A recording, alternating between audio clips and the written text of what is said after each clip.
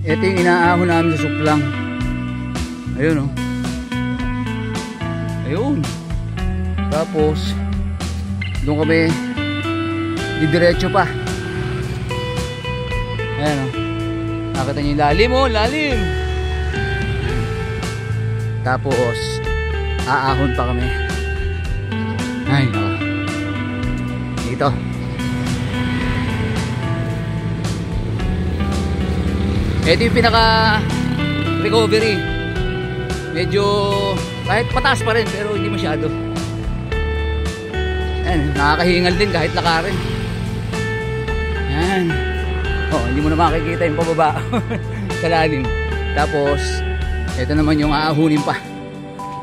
Ayan, hanggang doon sa paliko. Taas pa yan. Kaya sulit dito. Sulit ang exercise.